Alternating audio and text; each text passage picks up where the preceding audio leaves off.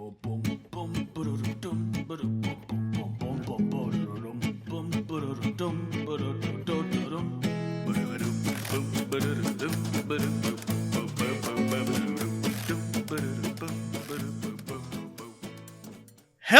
and welcome to another episode of Breaking Mayberry, the show that doesn't need to add a recurring character when things get stale.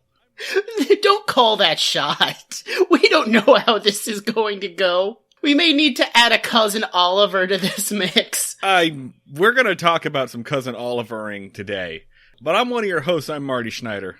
I'm the other host. I'm Dan Ludwig. And this is a show about old television, specifically the Andy Griffith Show, along with some others, and why they broke an entire generation's sense of ethics and sense of humor, I think. Yeah, I'm basically furious about today's episode. It is a lot. There's a lot of stuff to unpack, and I'm... it's rough. It's a rough one, but Dan... lead me into something else before we go into this bit.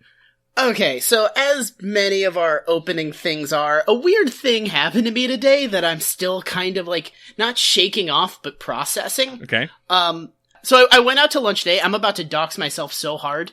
I live near a high school that has been like under construction for months now. Like there's like that scaffolding shit over it. Sure. And we just assumed like, oh, they're remodeling the high school during COVID or some shit. So as I was walking home today, there was like a woman like in her 20s who was just standing across the street, and she just went, "Hey, hey!" And I was like, I assumed like something was wrong. I was like, "Hey, what's up?" And she was like, "I went to high school here.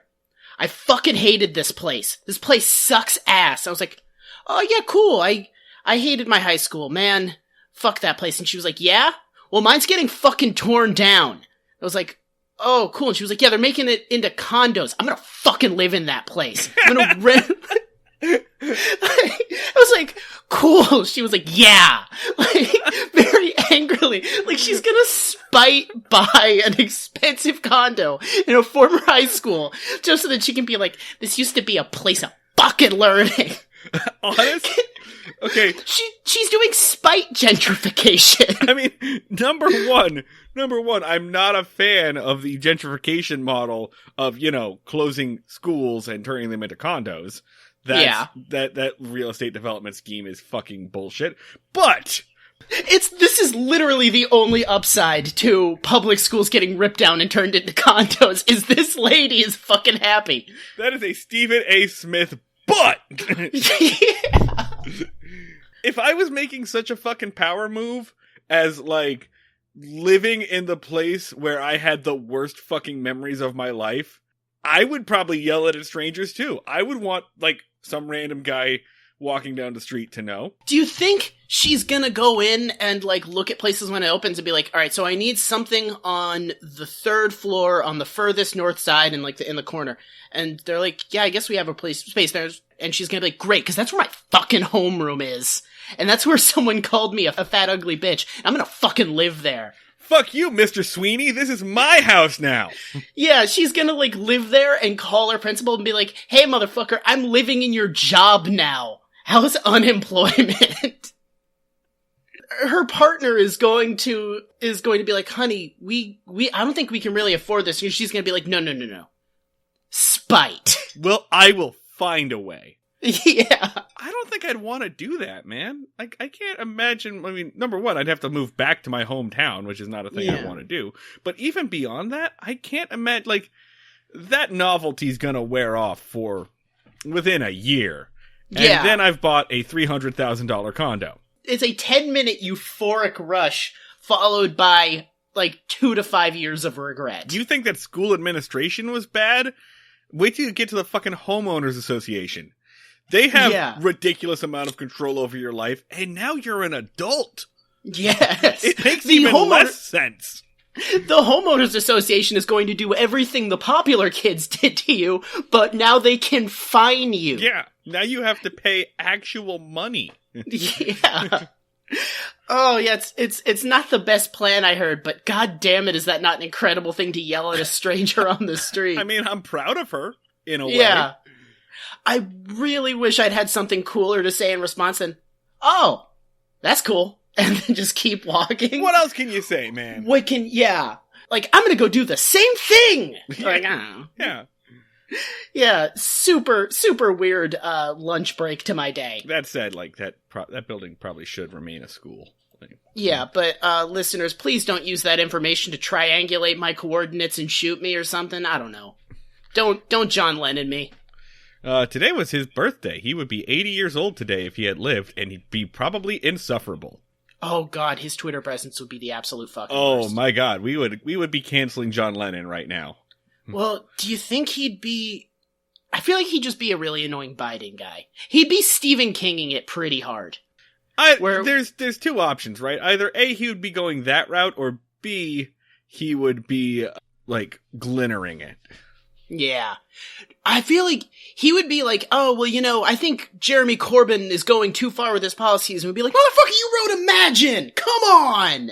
Oh, you know that he would be in that fucking Celebrity Imagine video, and it would be even more unbearable. No, I feel like if we still had John Lennon, 80-year-old John Lennon today, he would be like, maybe J.K. Rowling has some good points.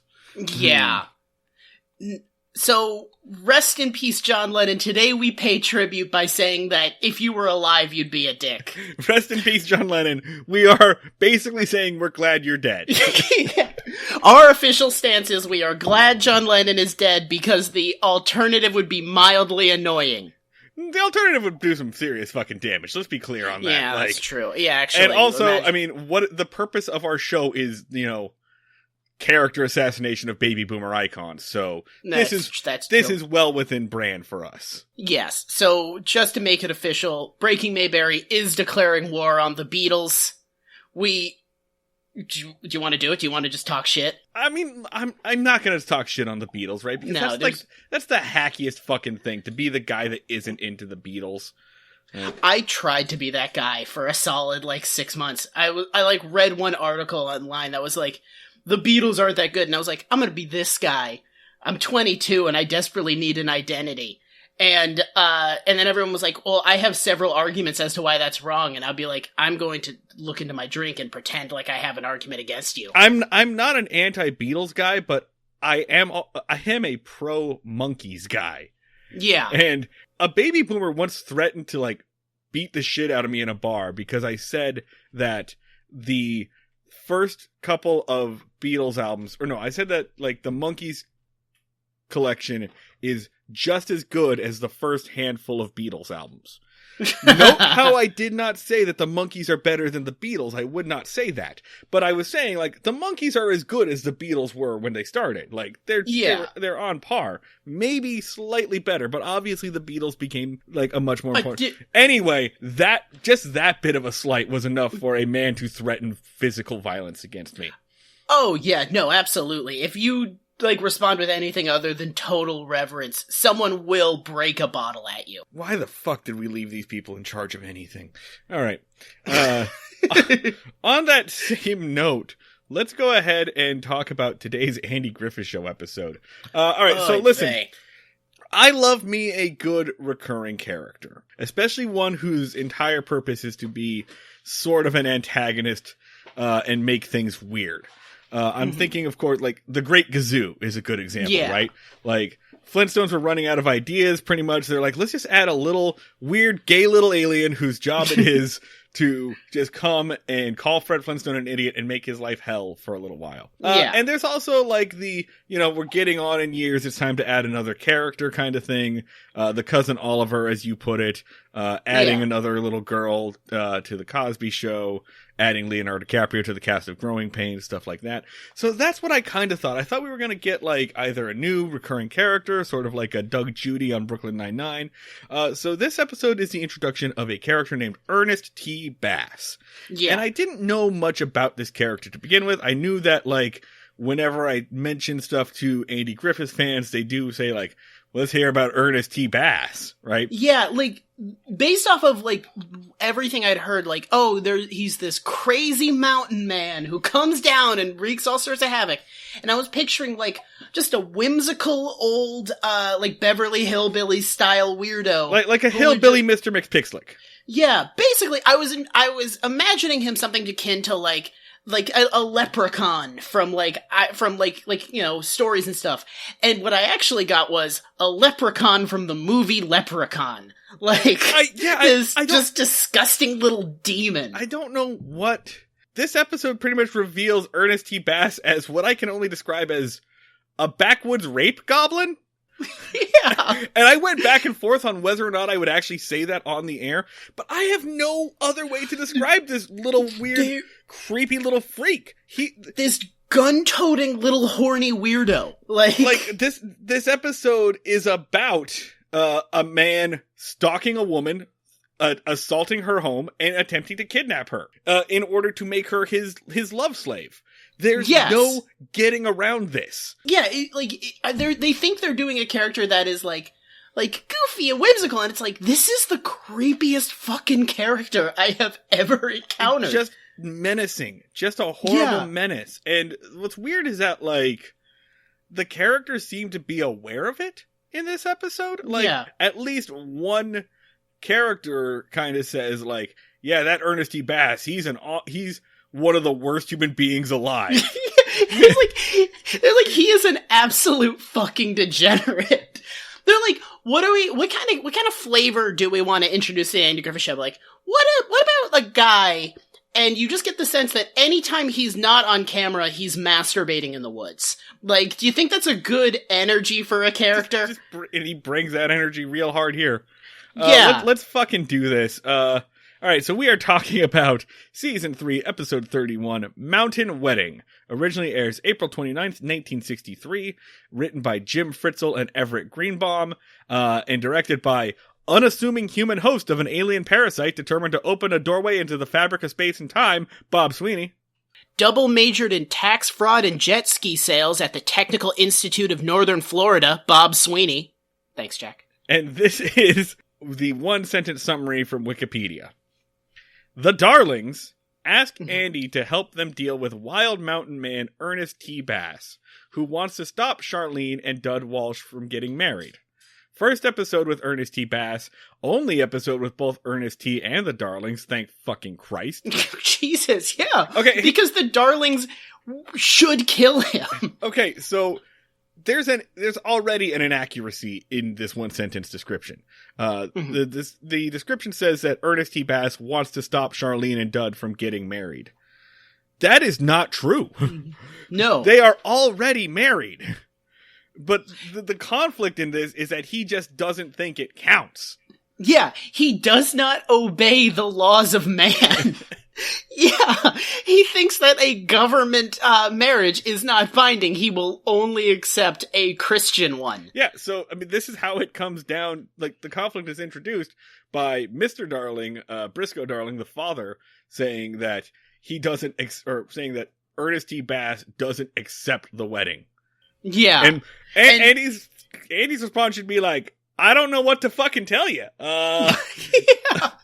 Well, he comes down and he says, so, there's a crazy mountain guy who does not accept the marriage of my daughter, and as a result is waging a prolonged siege on my home. And Andy is like, alright, we'll get up there tomorrow. Darling's response should be no, I don't think you heard me. Siege on my home! We'll talk about what we talk about, but I'm gonna counter argue that, no one seems that worried about this guy, right? It's weird. It's this guy's just annoying enough that we're gonna get the sheriff involved, but not enough to show, any real stress about him. In fact, he's invited to the party at the end of the episode. I would be terrified of this human being. Can you imagine being in a room with Ernest T. Bass? Can you imagine having his creepy face and the gun that he is holding at all times in a room with you? Okay, alright, so let's go ahead and describe Ernest T. Bass for our listeners. Alright, so imagine the meth head that Jesse knocks out with a bong in Breaking Bad, and then just take off 20%. It's somewhere between that and Ernest. Yeah. It's what if Ernest was on Crocodile? Yeah, basically. What if you watched a DVD and Ernest does free crank? Yeah. Ernest freebases crystal meth. That's basically what it is. Like, we really cannot hit the angle enough of Ernest T. Bass is basically on meth. If he is not literally on meth, then the spirit of meth has visited him. Do you think that Ernest, like, the Jim Varney character, like, Jim Varney named that character after Ernest T. Bass? I hope not, but the influence seems very clearly there. An extremely viable possibility. The influence seems there, but that makes me sad, because I like the Jim Varney Ernest. I literally have never seen a single frame of those movies. I've seen them in Blockbuster, and I'm like, oh, that guy sure seems to be having a weird time. Mom, do you want to rent this? No? Okay, cool. I will never see this. Is he just a guy that says Vern a lot? Oh, Vern's like his partner that's filming the whole thing. Okay. And Ernest's whole deal was like he was like a handyman who kept getting sent to weird locations and getting into like weird kind of situations. So he was just like an antics ensue guy? Exactly. He was just kind of like a blue collar, like simple man, every man kind of guy, and they would just put him in weird situations. So was he like dumb? I mean, very similar to what the Andy Griffith Show is going for. He was like dumb, but sometimes he would have like backwoods knowledge and could like piece together weird shit because he was a handyman. Like, he was 100% based off of this shit. Yeah, very clear. All right. Yeah. So let's go ahead and get into this. So we open up outside of the grocery store. Barney and Andy are watching a man paint the window. Paint like, prices and numbers and stuff in the window. Just staring at him while he works and discussing whether or not he's spelling chicken wrong. While the guy is just radiating annoyance. It's a great bit. There's a good bit where, like, Barney keeps trying to push people out of the way so that they don't interfere with the window painter's work. And then, in doing so, of course, irritates the window painter to the point where he smears paint all over the window. Yeah, a nice little bit. A lot of this episode is vamping bits. The script for this was 8 pages long. Yeah, there are jokes that you think are going to be like 30 seconds that are like 4 minutes, which are mostly just like, Don Knotts go. Yeah. Don Knotts powers activate. Eat up script time. They're just hanging out, and Andy says, oh, hey, I think that's Briscoe Darling's truck. And he sees a jalopy, and then they walk over to the truck, because I guess they got nothing better to do. They open the jail, and there is a nice little decision that I like here, which is that Bob Sweeney opens on the jail before, just like half a second before Barney and Andy enter. So it's Briscoe, the old mountain man, sitting in the chair, and he looks so uncomfortable, and he's like taking a deep breath, like he's getting ready and getting prepared to give this whole shtick. And it's just like a half second, like, directorial move, but I liked it. It was a good little like bit of characterization. Andy and Barney enter, and then Briscoe says, "Hey, Sheriff, I need some help. There's this man up in the woods. His name is Ernest T. Bass, and he don't accept Charlene and Dud's marriage." And Andy's like, I married them. I'm the justice of the peace. I got the papers. I don't understand. And this is the fucking great thing about Briscoe Darling is my favorite character because he's looking a sheriff square in the eye and he's like, "Oh yeah, this guy's been waging a prolonged assault on my house. We thought about murdering him, but we felt like we shouldn't do that." And it's such a badass thing of just being like, "Hello, Sheriff, I still don't totally understand what you are, but I thought about fucking killing this guy. Again, I do not respect your authority enough to allow you to arrest me." And Andy's just like, "Appreciate that you didn't." But Barney even says, Barney's like, "Well, it's good that you were smart enough to know that you can't take the law into your own hands." To which Briscoe's response is, "Who's this fucking guy and why is he talking to me?" Yeah, like, it's great. Like, just immediate power move. Like, who the fuck is this? Half of this episode is reminding you that Don Knotts was not in the previous Darlings episode. Because they eat up screen time by having to introduce Don Knotts to everyone. Yeah. Honestly, I now want to do a thing of, like, when someone is being introduced to me, be like, Marty, vouch for this person. Tell me that they're cool. Yeah. I don't know them. Can you verify that this person is cool? Like, every time, all right, you're fine. Like, he even, like, gestures to Barney and asks Andy, is he one of ours? One of our what? What are we? Well, what is this? That is what do you think the situation here is? No, Marty, that is because Barney says adios, amigo. Oh, he does. And that is a significantly less cool thing than you are remembering. That would be such a badass line if he was just like, he one of ours? Like, yeah. Again, a thing I'm going to steal. It's so fucking weird the way he does it. Because he's basically acting like they're doing a drug deal and he's asking, this guy a cop?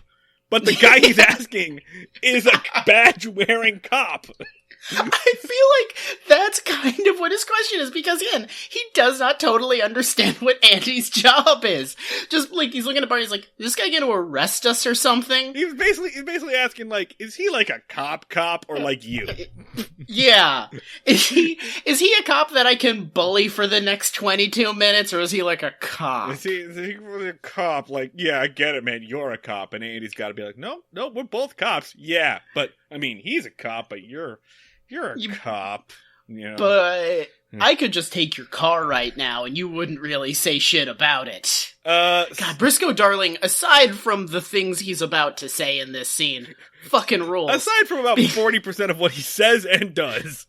Yeah, I respect Briscoe Darling's actions and very few of his words, because they do say that they're going to come up and help deal with the Ernest T Bass situation, and he says, "Oh well, you're going to have some trouble getting across the Robert E. Lee National Bridge, so cross in the day." No, Dan, it's the Robert E. Lee Natural Bridge. Oh, that's so much better. Natural Bridge, and. After Barney says, okay, adios, amigo, and Briscoe says, are you sure he's one of ours? After the Robert E. Lee Natural Bridge. And then Barney's like, what is the Robert E. Lee Natural Bridge? And Andy explains, oh, it's an oak tree that fell over the creek. I mean, we cannot sit here and pretend that Briscoe Darling would be anything other than a terrible, terrible racist person. Absolutely. Yeah, like, even, just like from the offset, you can't look at him and be like, I bet he has very moderate opinions on race and gender. Like, Briscoe Darling is a monster. But just from the fact that he shows absolute disregard for all authority figures, he has a place in my heart. So, the next day, Barney slept over in the cot at the jail. There is a joke about Andy trying to wake Barney up that lasts approximately a decade. Yeah. I raised a family in the time that this joke took to expire, and I raised a barn by the time we got to the setup. I moved to Amish country, grew a beard, and raised a barn. It is so long, but the thing is, it has like eras of this joke. It has time periods. It has a dark age. It has a renaissance. Cause it keeps having things where you think it's about to end, where like Andy hits an alarm clock in Barney's face. Would you like to explain what the essence of the joke is? Barney is asleep, and Andy is trying to wake Barney up, and Barney keeps saying that he's awake and then going back to sleep. And it happens like 75 times, and you keep thinking, oh, finally, it's over. The joke is over. We're in the promised land. I'm finally out of the desert. Oh, nope. 40 more years. Like, it's so bad. Just vamping. Just desperate vamping. So they wake him up, finally, and then they just drive to the place, and then they're driving by, like, an old oak tree, and they decide that there's a place that must be the Darlings, because they can hear the music. Yeah, so this is the prolific band that sort of redefine music in America, that they just kind of have in this show. That they've kind of leaned into the fact that these guys can't act, with a very good reoccurring joke where they just stand bone silent staring at you like fucking the kids in The Shining. Anytime they are not playing music, they are completely blank-faced, staring dead-eyed ahead. And, like, Andy will be like, hey, what's their deal? And Briscoe's just like, They're fine. Don't worry about them. It's actually pretty great because it makes every scene a little creepy. Like, that's what you should do when you have a person on your show that can't fucking act. Just have them be absolutely Buckingham Palace still and just vamp off of it. So then they play some music. Dud rolls in with like 10% more personality than he had last time. Did they get a different actor? No, it's the same dude. Same dude, but he's like playing Dud completely differently. He's somehow hotter. The first time we saw him, he was just like a mopey little, like he was a dud. And yeah. This guy at least has some sense of personality. Yeah. And he basically like rolls in and he's like, hey everybody, hey my father-in-law and brother-in-law, don't mind me, I'm just gonna go grope my wife in front of you for a little bit. Okay, everybody fine? Guess what? I couldn't find that dude that we all hate. Yeah. Like, the best thing is he starts to grope his, Briscoe's daughter, and, Briscoe just says, Dud, we got more important things to tend to. Curb them hot flashes. This is a really weird scenario, because, like, it's pretty much shown that, like, all of the Darlings live together in a one-room shack. Yeah. And do Dud and Charlene live with them? I assume so. Yeah, and I think the thing you're getting to is, yes, they do fuck in the same room as the entire family. All right. Like, let's just cut to the chase. Briscoe just tells the boys to play music louder. It does happen. Okay.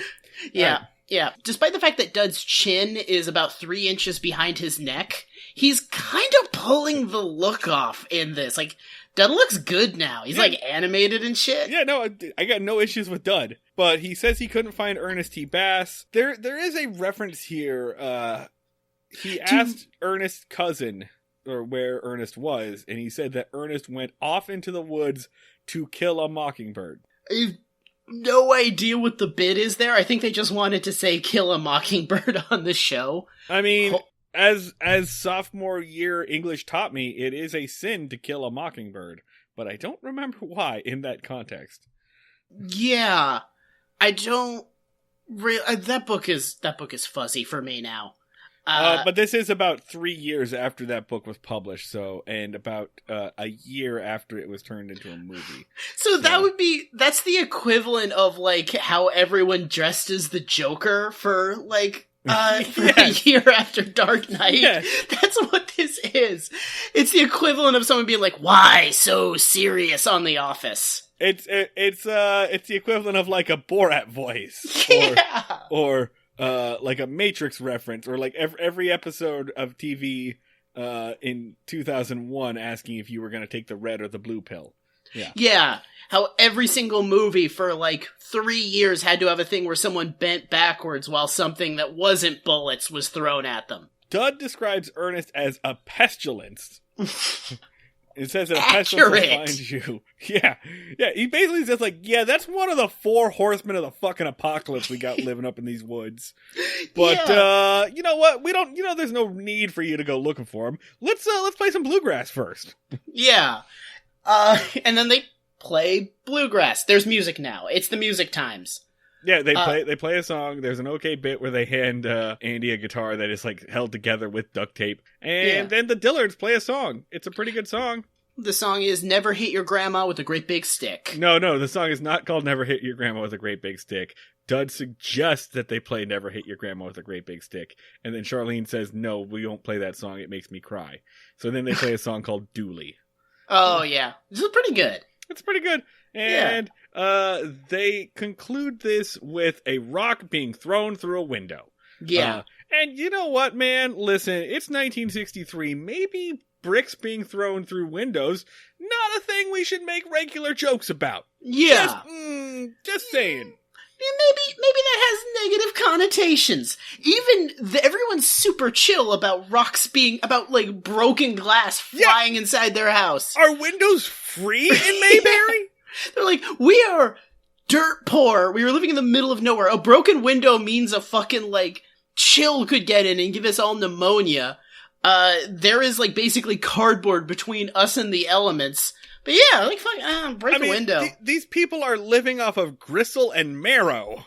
Yeah. And apparently they're fine with just broken glass everywhere. 4 windows get broken in this. He throws so many rocks into their house. Like, throws a lot of fucking rocks. So a rock comes through the window. Dud's like, hey, you cut that out, basically. Yeah, he shakes his fist. And, like, all right, so you rapscallion. There's a note for Charlene. It kind of says, like, Charlene, I still want you and I still love you. So Andy, Barney, and Briscoe go outside and they're like, Ernest T. Bass, come out here. What the fuck, you little weirdo? Out comes the strangest, most off-putting little... You know what? I figured out how I'm going to describe the way this man looks. Rance Howard should probably get a fucking paternity test, because this dude is Clint's real daddy. This dude looks like a Clint Howard character when Clint Howard was 4 years old.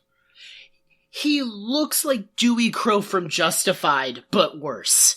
Like, and the voice he has is like... He looks like the Preacher TV show's Arse face.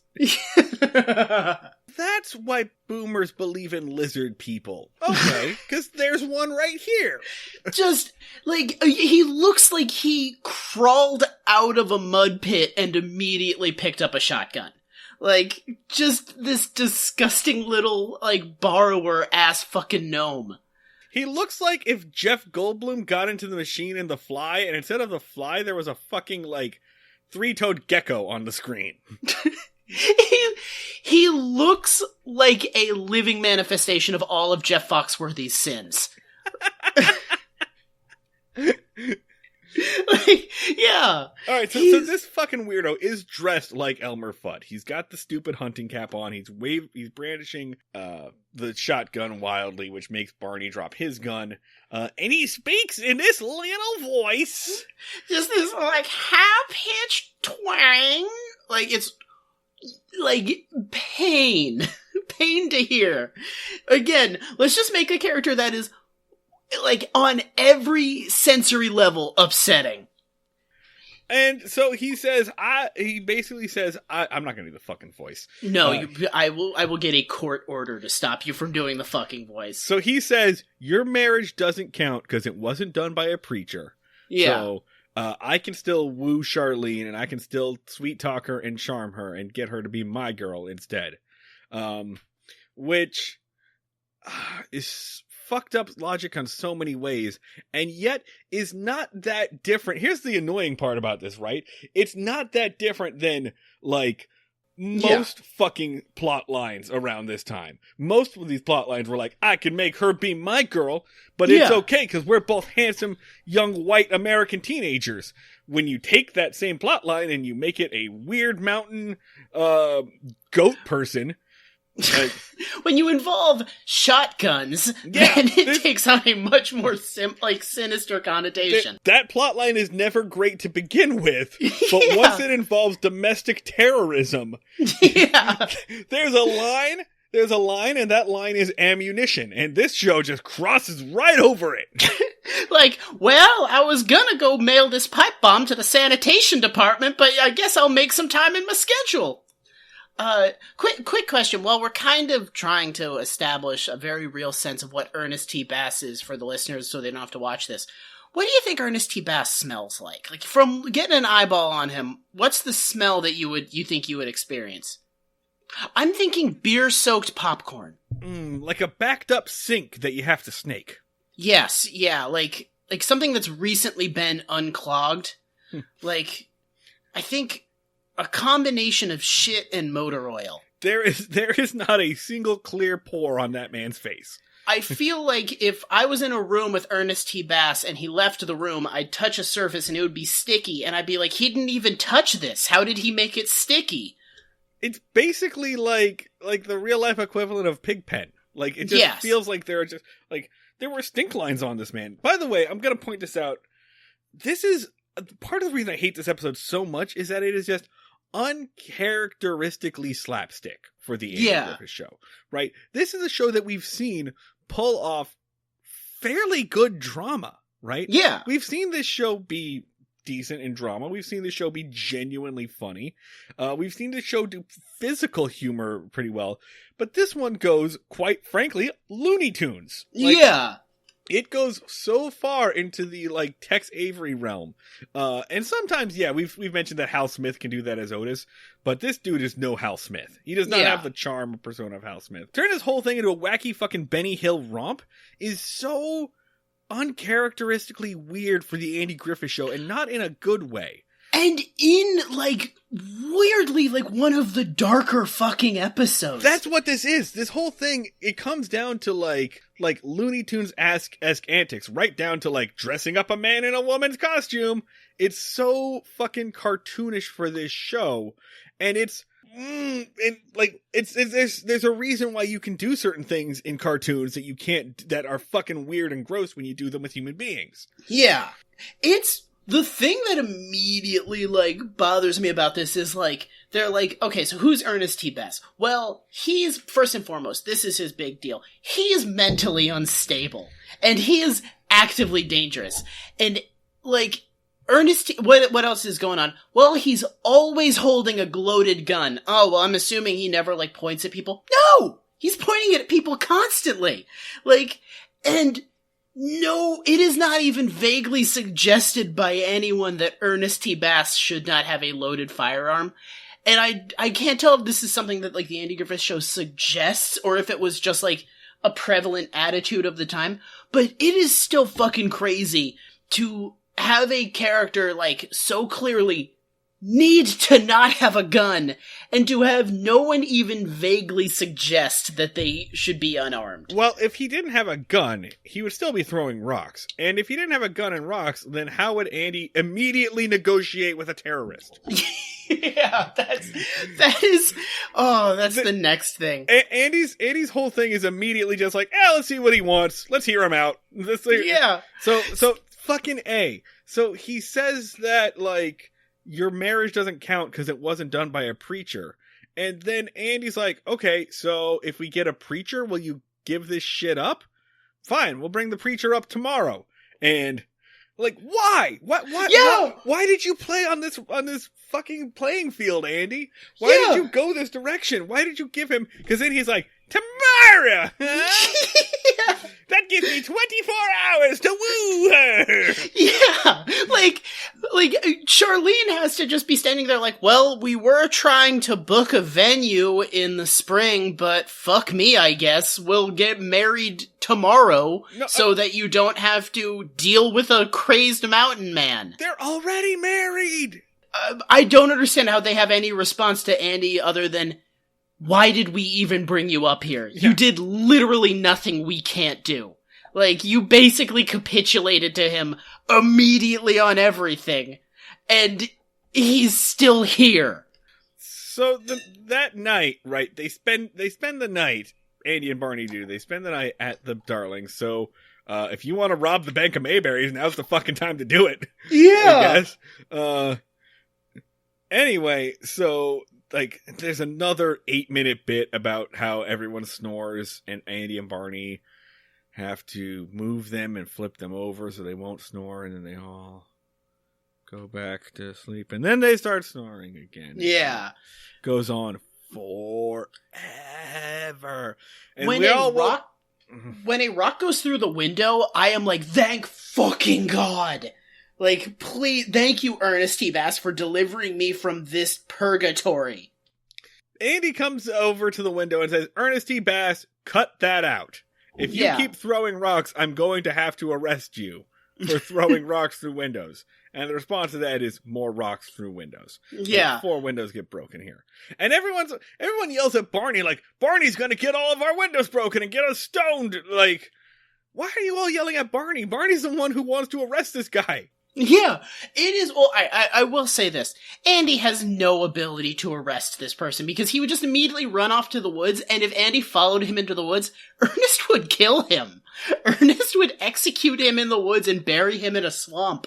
Like, he does really have no recourse against this crazed woodland lunatic. He would handcuff Ernest T. Bass, And then he would look one direction, he'd look back, and instead of handcuffs, there would be 2 sticks of dynamite with gloves attached to the end, in handcuffs. Ha ha! Or he'd do the Anton Chigurh, garroting him from behind with the handcuffs thing. But somehow it would be wacky. That's the fucking balance of this, right? Is that, let's be very clear, we are talking about a man who has a gun and is assaulting a woman's home until she speaks to him. Yeah. Like, I know that we're fucking shitty socialist millennials and we, find cancel culture and everything and meh. Shut the fuck up. Shut up for a goddamn second. You baby boomer ass motherfuckers that keep posting to our Facebook page. All right. Why do we have that? And think about it. Am I wrong on any way, shape, or form about this? Listen, I'm this episode makes me fucking furious. Yeah. Right? And most of the time, I think we've been very fair to this show. I think that we have praised it when it deserves praise, and I think that we have buried it when it deserves burying. But if you are one of those fucking assholes who worships this show, if you are dressing up, cosplaying as this fucking rape goblin, right? If you are doing this shit, and this is how you think television should be, if this is what you fucking long for, if you, look at, I don't know, any TV show today and go, why can't it be more like the fucking Andy Griffith Show, where we were just capitulating to weird men attacking women until they paid attention? Why? Then fuck you. Fuck you. It's one of those things fuck where, you. You can, it's like, oh, you, we're all overly critical of TV shows, but this is a fucking episode of TV where, if it happened to me, I would be terrified and upset the entire time. I can't, and that doesn't happen on an episode of fucking Frasier. There's never an episode of Frasier where it's oh yeah, no, there's a prolonged siege on Niall's house by a crazed pervert. It's fine. There's a lot of TV shows that we dissect and it's they kind of did an offensive Asian voice on that, or oh yeah, that was kind of regressive on gender. This is it's some fucking Jonestown shit happening here to a wacky soundtrack. It's hellish. And this is the shit that they parked their kids in front of and be all right, Billy, absorb this into the folds of your brain. Do you see Ernest T. I'm gonna get you a fucking toy of him later. He wants to drag a woman off into the woods. So he throws the fucking rocks, and instead of doing anything, Andy's like, Ernest T. you knock that off. You're disturbing the peace and these people can't sleep. And Ernest's like, I don't give a shit. I'm Ernest T. Let him sleep. I only want to talk to Charlene. And then Andy's response is all right, come over here, Charlene. Fucking talk to this dude. Charlene, come put your face by the window. You know where this crazy person is throwing rocks. Get right up in there. Get right up in there. To which Dud is what the fuck are you doing? I am already furious. How is everyone in the room not just be you do know I pay taxes and those taxes pay you. Literally, what is the point of you? Please go, Charlene, I'm sure that if you just reject this man to his face, he will handle it very well. Yeah. His shotgun is all the way over there. Come on. Yeah. He definitely won't break into this house and chew on your face. Definitely. He basically is just you guys got this, right? I'm just gonna go over here and chill. I'm just gonna hang out. Thanks for letting me sleep in your home all night. So yeah, he brings Charlene over. It's Charlene, talk to her. Let him speak his piece, and maybe he'll go home. And what happens next is pretty much the Stuart, look what I can do sketch from Mad TV. Yeah, because it's just Ernest T. doing weird stuff. He sings a weird funky jig using a kerosene drum, and then he does some chin-ups, and he says that I'm the best rock thrower in the county, and I'm saving up for a gold tooth. So I'm just what is your, much like Gomer Pyle, what is your fucking deal, man? Are you mentally ill? Is that the idea here? Am I supposed to find this charming? Yeah. Ooh, look at this. He says, come over here and let me kiss you on the jaw. And it's like, it's like shit that would make you leave the subway car that you're in. Like, it's just horrifying catcalls. Like, if they had it interrupted, he would have been like, I want to wear one of your hands like a hat. Like, I want to, it's like, just come over here. Let Ernest T. Bass eat some of your hair. Let me just put your hair in my mouth. I just want a sweet taste of that. Oh my God. I hate this fucking character. Obviously, Charlene is like, no. And then he says, fuck you all, I'll be back. You haven't seen the last of Ernest T. Bass. And yeah, he just runs off. He's like, I'm going to resort to violence next. And everyone's like, well, time to go back to sleep. If Andy was a fucking hostage negotiator, he would start immediately just sending hostages into the building. Like, he just like, do you have enough hostages? Yeah, like, as a show of good faith, here's my son. Just go on in. No, it's cool. No, you're in danger. Go on in. Yeah. Don't look back at me. Go in there. We're also gonna send in pizzas. It's so shitty. He's the worst cop. So the next fucking... Actually, no, he's not the worst cop. He's as bad at preventing crimes as all cops are. Oh yeah, let me do this, right?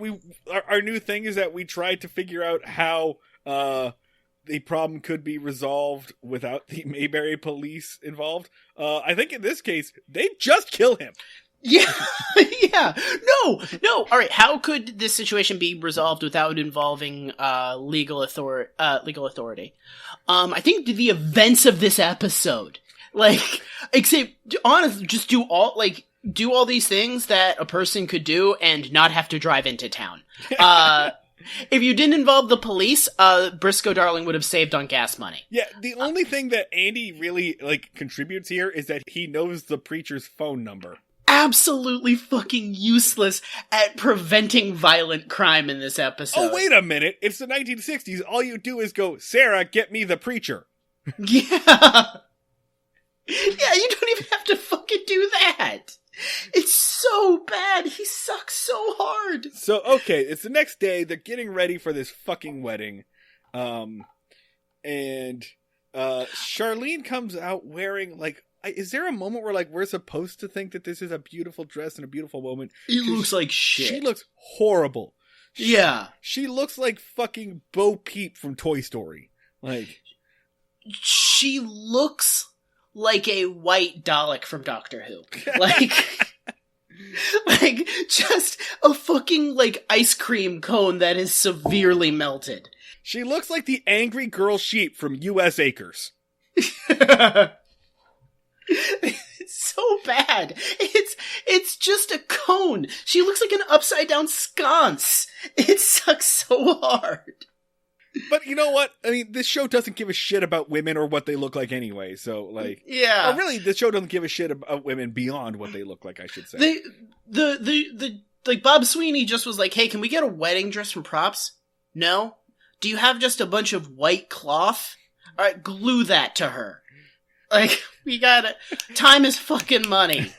So, there is also fucking... it is simultaneously a very good and very bad joke where Briscoe Darling says, they're putting a tie on him, and he's like, ever since I seen a hanging, I haven't been comfortable putting one of these on. And it's like, that's a funny joke, but also, you're talking about probably a lynching. Yeah. At this point, right... The duality of Briscoe Darling. At this point, right, another rock comes through. Now, at this point, he's just outwardly threatening to kidnap Charlene. And this is, again, defend this fucking shit to me, baby boomers. Look me in the eye and tell me that this isn't an episode of TV about a man terrorizing a woman's family and then threatening to kidnap her and drag her into the forest. Tell me that that's not what's happening. The explicit line is... Tell me how this is funny. Yeah, the explicit line is, well, you may have a wedding and you may have a preacher, but you may not have a bride. Which is like some shit that would, if it's on TV, it should be like, all right, let's see if we can get DNA samples off of this before the lunatic strikes again. Like, the lightest situation that this should be on is like an episode of a USA crime show. Fucking the My Favorite Murder women are gonna be reading this note. Sarah Koenig is just like, as I saw the note, saying there would not be a bride, I wondered to myself, what could that mean? Ding, ding, ding, ding, ding, ding. Really? This is about the decline of the white working class. And that drove him to this. Angry men, frustrated with their lack of love life and their ability to only do 16 chin-ups. Ding, ding, ding, ding, ding, ding, ding, ding. Oh god, it's so disturbing. That was like the thing where I was like, alright, well this is pretty fucking bad. Whoa! It just kicked up a fucking notch into Nightmare Overdrive territory. So yeah, you're threatening a kidnapping, and at this point you'd be like, well, time to get the law involved. Oh, they're here and doing nothing? Well then. And Andy's like, don't worry, I have a scheme. And it's like, fuck your scheme. Like, violent crime has been involved. A woman is in danger. And he's like, don't worry, we're gonna do an old switcheroo. An old switcheroo and a fucking abduction? Yeah, so at this point, Dud's like, you know what, fine, I'm just gonna go deal with that dude myself using my army training. Because, do we remember that, I don't know, Dud just got back from murdering Koreans or whatever the fuck he was doing. Yeah. Like, he specifically says, I'm going to do some stuff I learned in guerrilla warfare. And then he proceeds to fishhook himself. It's a very weird situation. Well, he says you pull someone's mouth one way and their nose the other way, which is, I think, a technique to rip someone's nose off. Yeah. What? Very gruesome. What? What were you doing in the army, Dud? Yeah. They trained him wrong as a joke. Oh my god. So then Andy's like, all right, we're gonna do something wacky. They have the wedding outside. Everyone's singing. They sing a hymn, more fucking singing. But don't worry, right? It's not Charlene in that dress under the veil. It's Barney. Blah, blah. It's Barney, and Barney's like, oh, this is wacky. I don't trust this at all. You've had some schemes, but I don't trust this scheme. Wah. Like, okay, so they're singing. Ernest T opens fire on the wedding. Like, they all put their hands up because he runs up with a shotgun, grabs the bride, and runs off. That's not cushioned at all. Like, there's not a thing where he's like, don't worry, I was firing into the air, or don't worry, she's safe. He's just like, all right, I've opened fire on you, and now I have the bride, and I'm gonna do whatever the fuck I want in the woods. And then runs off, and everyone's like, cool. It's cool that he has that opinion. And he runs off, 50 yards away? Yeah. He doesn't go anywhere. No, he just drags her into the nearby woods. But him, because he drags Barney off.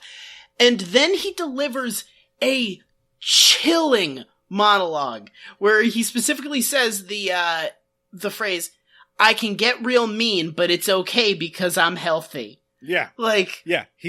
I think the line is like, you're gonna be my girl forever. I'd be a great husband to you. I can do so much. I'm the man for you.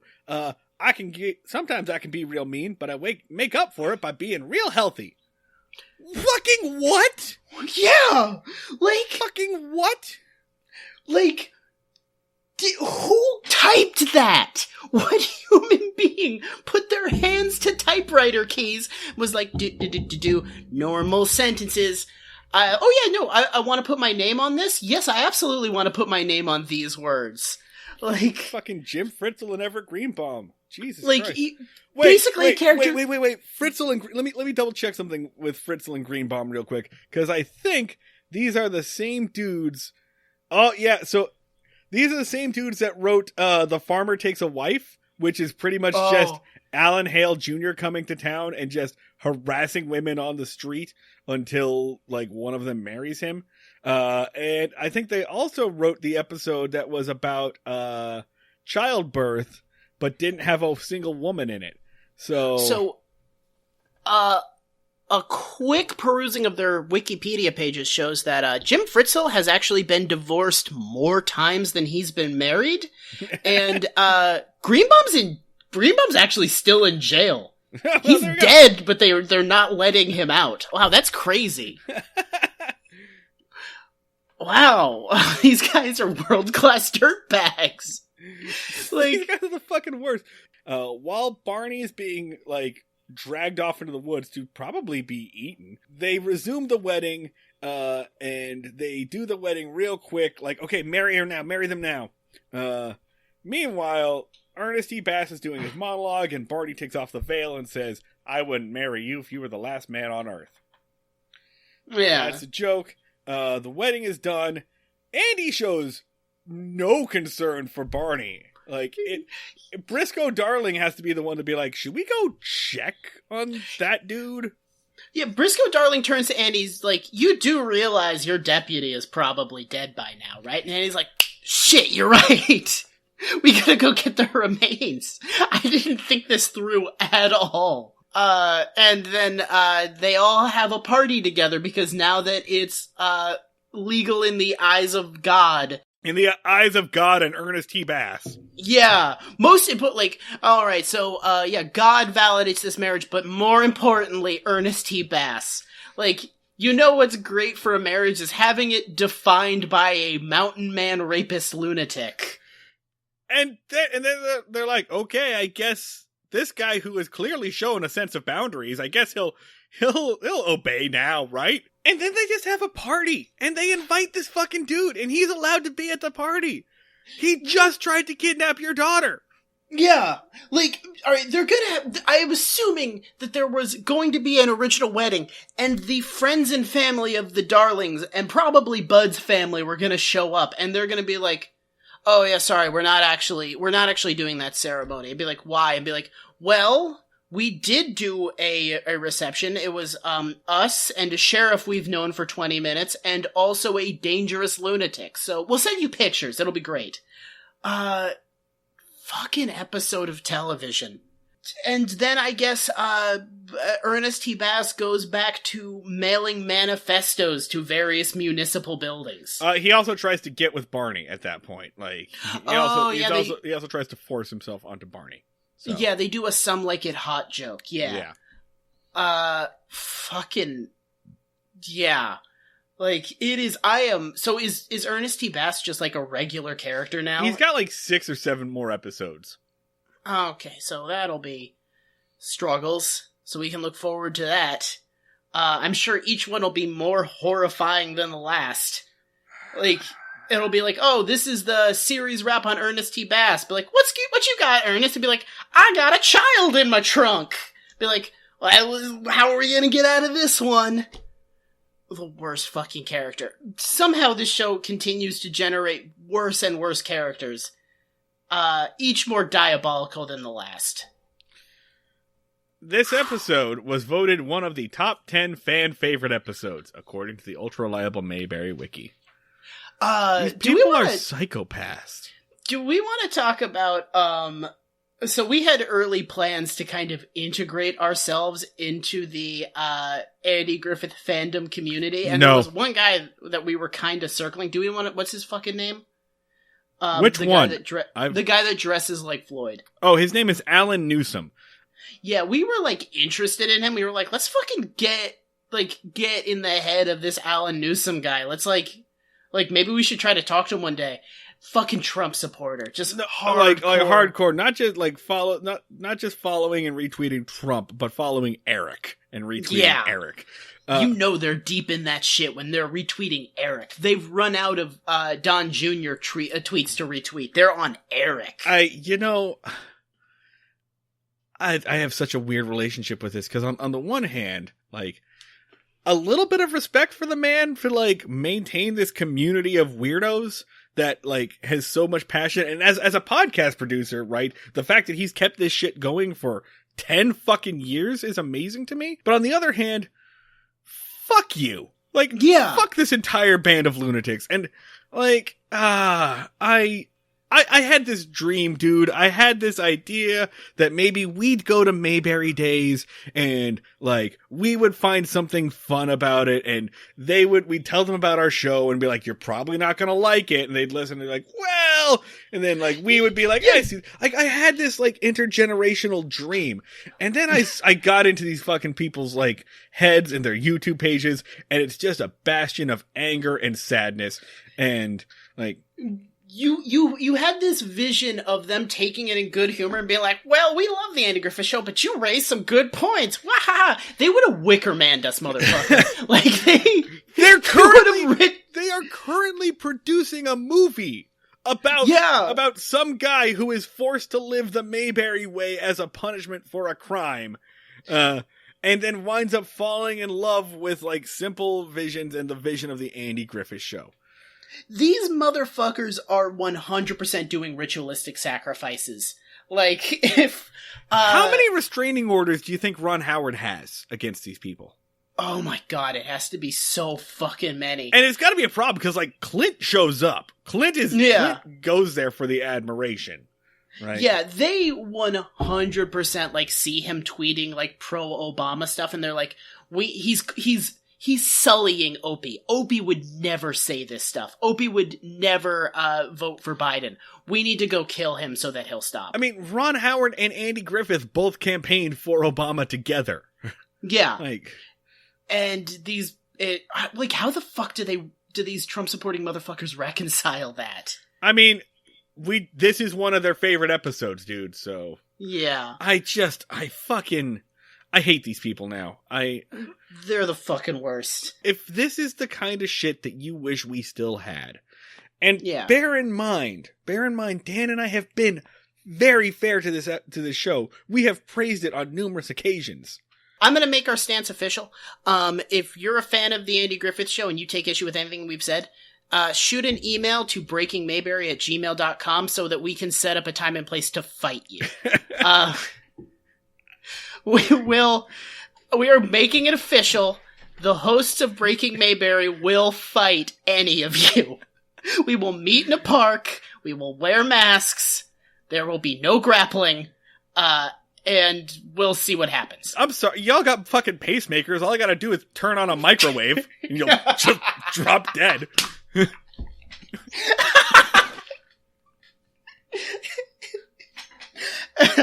Yeah, listen, we're just gonna do the work that diabetes was going to do anyway. Backwoods fuckfaces. Fuck you for liking this show. Yeah. This episode specifically. Like, the show itself, I understand, but this episode specifically. Everybody tell your stepdads to fuck themselves. On our behalf.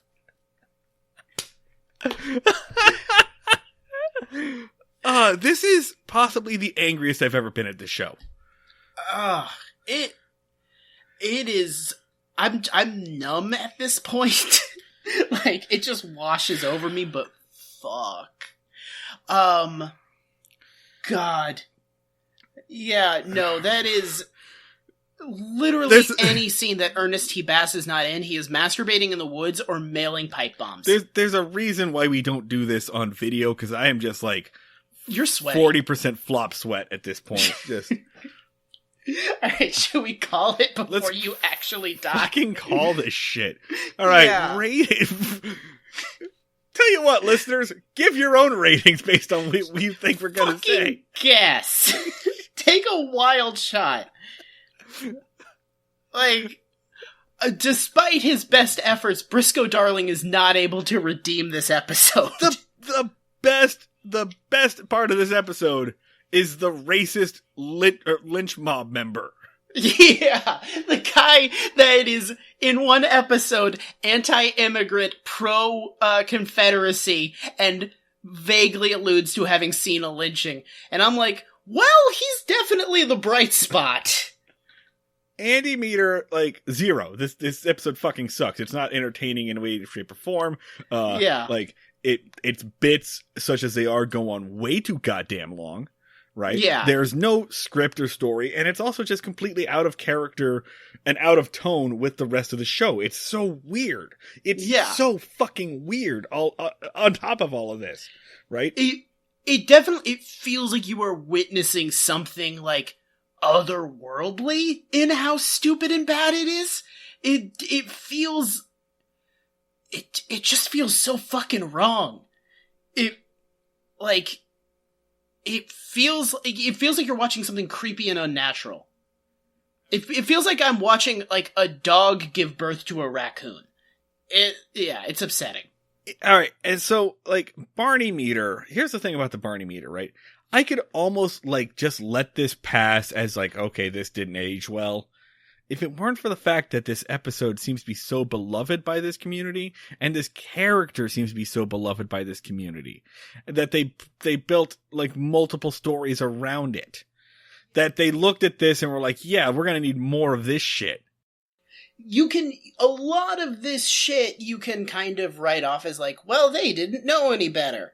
But now they're like they're the people, the active like Andy Griffith Show fans are like, we do and we don't care. If anything, we love it more. Yeah.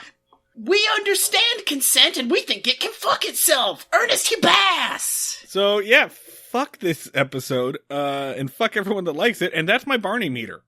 Yeah. Have fun putting that one in the spreadsheet. Yeah. Alright. Oh, fuck me. Okay. I'm so tired. That is this week's episode of Breaking Mayberry.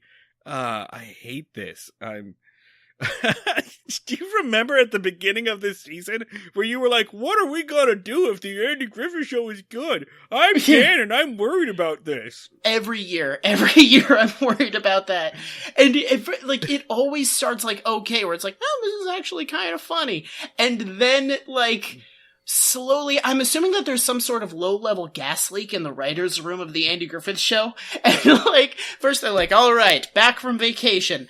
Got some good plots, got some good writing. And then by the end of the season, they're just power vomiting and smearing shit on the walls and just being like, a vision came to me of a mountain goblin.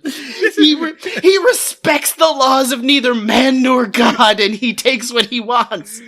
His name is Bass! And the director is like, okay, I guess we'll put that in the episode. Are you guys okay? Do you want a drink of water? And they're like, fire shoots from my fingers. I am a god. The entire latter half of the third season is just on ayahuasca. Yeah. Gentlemen, I know we've been running a little light on the plots, so I suggest that we take medically prohibited doses of salvia every episode. Alright, so fuck. As always, you can find us on the internet at Break Mayberry. You can email us your fucking death threats, I guess. Yeah. You can throw a rock through Dan's window after you figure out where he lives based on the high schools that are being turned into condos. Yeah. Come at me. Or you can email us breakingmayberry@gmail.com. That's also but exclusively for fighting. That is all that's for now. Do not send us nice things on there. Do not tell us we're doing a good job. Only use that if you want to fight us. Okay, is that good? I didn't run that by you before I announced that. Is that based on your facial expression? Not feeling it? Okay. All right. Okay, yeah, cool. I'll allow it. You can post on the Facebook that we will, I think, be deleting in the next couple of weeks, right? Based off of the vibes I'm getting. Facebook.com/BreakingMayberry. Twitter, we are Break Mayberry on Twitter. On Twitter, I am at Schneid Remarks. That's SCHNEID Remarks. I'm at the Luds 2Ds. The music you heard before and you're about to hear was done by Max Ludwig, who twitches on Twitch as Sleep Talkie. And he's getting into weird shit on there. His Twitch streams are always a fun time. They're fucking awesome. And I think that's pretty much it. We are closing out the season. I think we're going to do one more episode, then our finale, and then we'll probably take off. And by that point, it'll be like halfway through November, so we'll probably take off and then come back after the new year. Yeah. I've run none of this by Dan before I'm saying it on the air. No, that sounds right.